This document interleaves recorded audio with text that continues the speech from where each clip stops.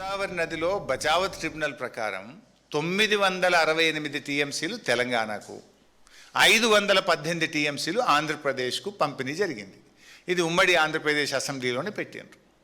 So within there 518లో పోలవరం ఉన్నది.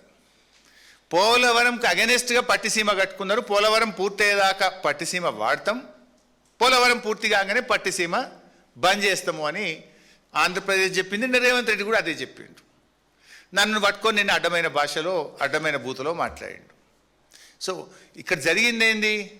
Pattiseema is not a new project. Pattiseema is not an illegal project which is part and parcel of Polavaram project. Once Polavaram is started, Pattiseema will be defunct. అయితే ఇక్కడ విషయం important ఏంటంటే మనం అర్థం చేసుకోవాల్సింది, నీళ్ళు వాళ్ళు ఎత్తుకుంటే తప్పేంది, వాళ్ళు ఎత్తుకుంటున్నారు కదా, ఇది అప్పుడే కట్టారు కదా పట్టిసీమ అన్నాడు. అసలు పాయింట్ ఇక్కడనే ఉంది రేవంత్ రెడ్డి. ఇప్పుడు కరువు వచ్చినప్పుడే ఎగువ రాష్ట్రాలు అప్పర్ హ్యాండ్లో ఉంటాయి. ఇప్పుడు కృష్ణా నది ఉన్నది, తక్కువ వరద వచ్చినప్పుడు ఏం చేస్తుండ్రు వాళ్ళు? అటు తుంగభద్రలో నీళ్ళు ఆపుతుండ్రు, అటు ఆల్మట్ల నీళ్ళు ఆపితే మన జూరాల దగ్గర మంచినీళ్ళు లేక తల్లడిల్లిపోయి 1 టీఎంసీ ఇయ్యండి, 2 టీఎంసీలు ఇయ్యండి, మాకు మంచినీళ్ళకి లేవు అని అడుక్కుంటాం మనం. అట్లనే గోదావరి నది మీద కూడా ఏమవుతుంది కరువు వచ్చినప్పుడు? పైన మహారాష్ట్ర గైక్వాడ్ ప్రాజెక్టులో నీళ్ళు ఆపుకుంటుంది, కిందికి మనకు నీళ్ళు రాక మనం చాలా తలడిల్లిపోతుంటాం.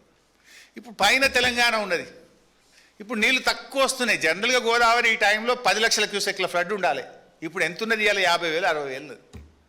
చుక్క చుక్క కూడా ముఖ్యం ఈ టైంలో. ఇది ఎలినినో సంవత్సరం, కరువు సంవత్సరం.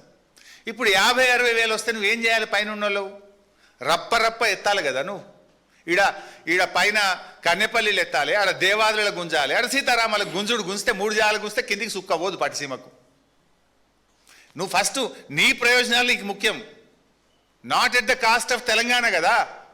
నువ్వు రప్ప గుంజితే ఈడ 33,000 క్యూసెక్కులు గుంజచ్చు కన్నెపల్లి, దేవాదుల కాడ 2,500 క్యూసెక్కులు గుంజచ్చు, సీతారామ కాడ 11,000 గుంజచ్చు. మొత్తం 3 గుంజి పారేస్తే కింద ఆడేడు నడుస్తాయి పట్టిసీమ పంపులు.